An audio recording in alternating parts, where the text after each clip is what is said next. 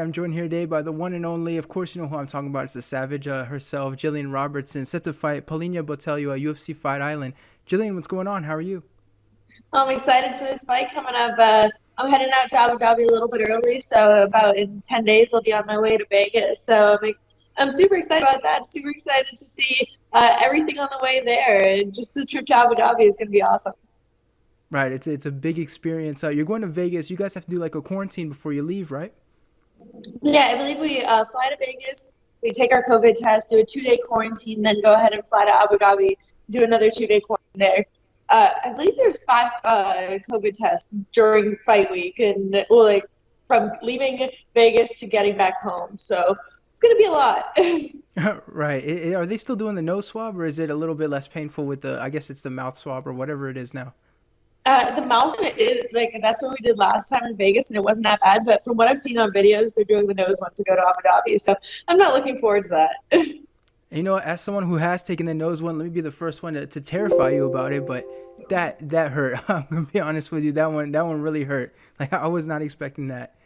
Yeah, I had to do one before a couple months, and it wasn't any fun at all. So I'm not looking forward to doing it again. It's definitely rough.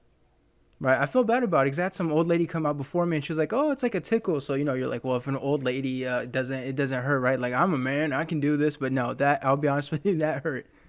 That old lady was really tough. Maybe I should talk to her, get her to be my coach. Yeah, yeah, there we go. It's like I underestimated her. Like I went back and caught her. I was like, "Listen, I apologize because obviously you're tough as shit."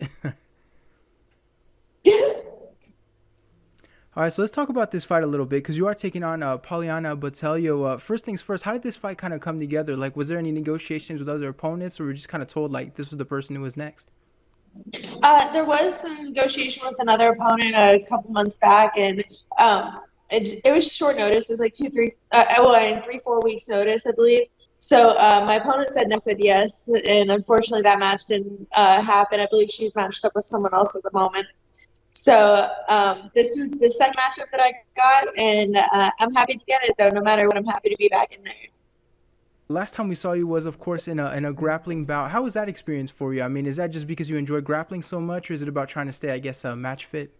It's about a lot of things. I feel like jujitsu is always my world. Love it more than anything, but I also I don't I'm not really fully in that world anymore. So it's a huge challenge for me. And honestly, I get more nervous for those jujitsu matches than I do like my UFC fights because I go into my UFC fights so prepared now. Where I'm going into these jujitsu matches and I'm going into their world. These are high level black belts and.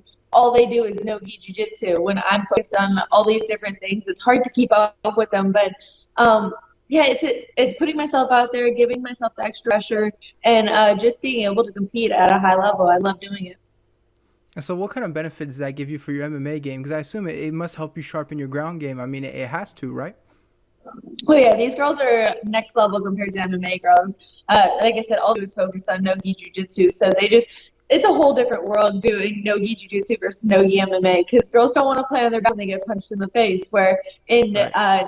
jujitsu is like they develop such technical guards, so complicated, so many complicated guards that I don't even know what they're doing a lot of the times because they're so deep in the game and deep in the leg lock game too. I feel like that's a huge part of no-gi where you don't really see it in MMA. So it's something that I'm trying to dabble with a little bit, but yeah, it's just a different world going in there. And so, when you train, I know people talk a lot about the differences between women grappling and men grappling. Do you train with both women and men in the grappling department? Yeah, I train with both women and men everywhere. There definitely is a difference, just flexibility. I feel like Right. girls are able to move their legs different, move their arms different, or like even if you go for an armbar, it's more flexible sometimes. So you can be expecting a tap on a guy, but not getting it on a girl. Whereas guys are also stronger physically and they're faster physically. So it's like there's different challenges with each. Yeah, it's so interesting, but I assume that's got to really help you come fight time, right? Because you're used to these different styles. So whatever happens out there, like you must be ready for it. No matter what, Dean make sure that I'm ready for anything. I'm going out there and yeah, he doesn't. He always talks about. He's like, I don't prepare the fighter. I don't prepare half for the fighter. I prepare the fighter for the path. So that's exactly how it is. That I'm ready no matter what happens, no matter where. You mentioned the legendary Dean Thomas. I know he started his own gym, which we talked about last time we talked, and it seems like he's found, I guess, a new passion for coaching. How's that experience going in the gyms? I assume like you must have a little bit more training partners, and things must be coming together. I guess not as many training partners. I mostly stick with Jose Torres, who's fighting this Thursday for Brave CF. So shout out to him. As he goes, I think he has like 2-3 pounds left to cut. So those last few pounds are always rough ones. But he's my main training partner more than anything, and it's just the attention from Dean that really makes the difference. Now I have a coach telling me what I'm doing wrong constantly keeping his eye on me and watching every single move I make. Where at ATT, it's hard a lot of times when there's so many fighters there, and you just can kind of get lost in the middle of it all. And you have great training partners, obviously, but it's just not the same attention that I have now, where it's just me, Dean, and Shorty. So he focuses on us 100%. Oh yeah, so does he do your entire training camp, or do you still have specific people maybe for strength and conditioning and stuff? Is it all just Dean Thomas for you? It's 100% Dean Thomas. He's the only person I work with. He's the only coach I work with. I do go to other gyms. I do Electronic Gamblers Jiu-Jitsu a lot, and yeah, just to get different bodies, different looks. Or Dean will make sure that I get partners out there with me, so he'll bring out a different look if I need something specific for a fight. And so how did your relationship with Dean get to the point where it is today? Because obviously it takes a lot of trust, right, to sort of leave a big organization like ATT, go with him specifically. I mean, you guys must have a really excellent relationship at this point. Oh yeah, he is the reason I am where I am today. Like, I never played a sport in my life, never did anything athletic, and then he brought me to the UFC. So I owe everything 100% to him. So no matter where he goes, I'm following him. And so management-wise, are you with Dean as well, or do you have your own management team for that? I am currently with First Round Management too. They just handle the money Okay. side of it, where Dean handles everything else.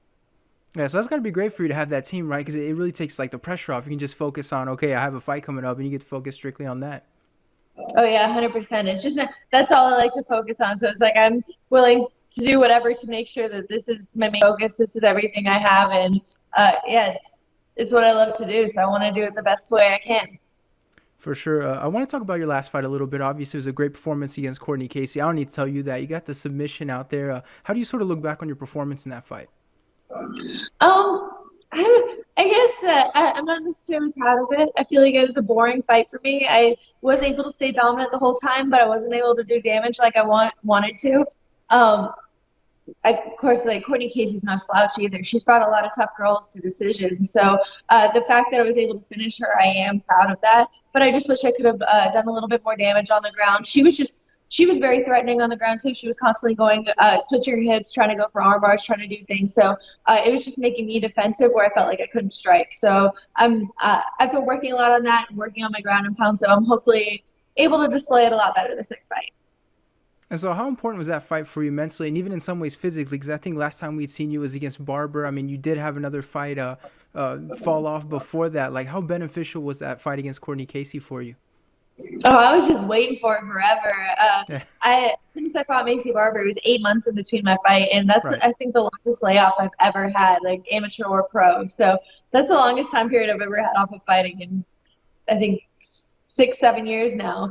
So that absolutely killed me. So just to be able to get back in there, I need to stay active. I need to compete. It's just that I need that for me. And so now we are going to see you on Fight Island, which is a unique experience. I've heard good things. I've also heard some fighters say it's a little bit boring because as great as Fight Island is, there's nothing to do. How are you preparing for that experience, though? Because I think it's going to be like one of the first times you really experience something like that in your career. Okay, Dean's actually already out there because they're filming Dana White's looking for a fight this weekend. Right. So I'm going to be going out there on the I'm flying to Vegas on the 30th. Going to be heading out to Fight Island. I'm assuming 2 days after that, and so I'll be out there for a whole 17 days before my fight. So Oh, yeah. it'll be awesome. I'll be able to get acclimated a little bit more, which will be cool. And it's just I don't know. I'm looking forward to it. It looks dope out there. And so I think I heard a lot of people talking about the heat. I don't know how the heat's going to be, of course, when you get back out there for October, but how are you sort of prepared to deal with that? And I guess the boredom too, because there are some fighters that, like, I had people hitting me up trying to do media like days before their fights because they were so bored. So I was like, that's a sign that something's not quite right with Fight Island. I guess I don't get bored really easily. I can entertain myself fairly easily. I'm gonna do it.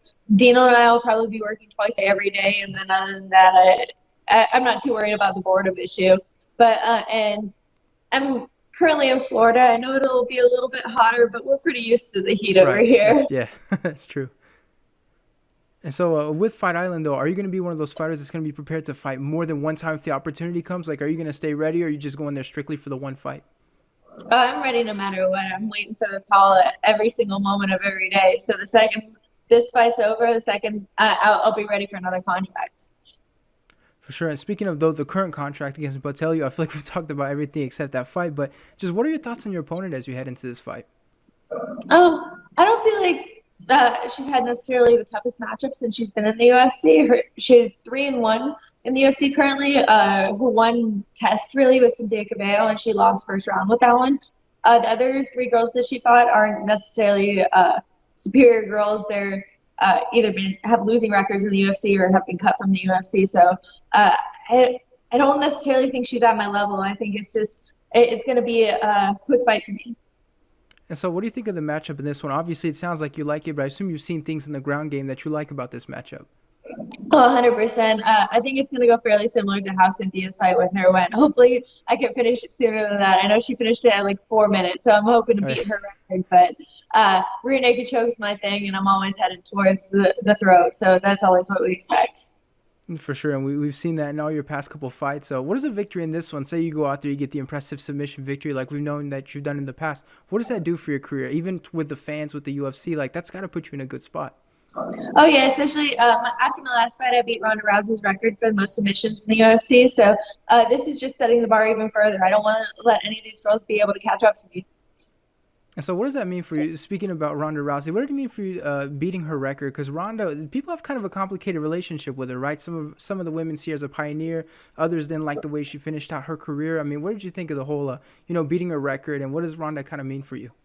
I feel like as a woman in the sport, there's no way you can't respect her. She obviously the way she ended her career was a little bit rocky, but she was the reason that we're in the sport. She's the reason that I have a job with the UFC. She started it for women, and yeah, you have to respect that.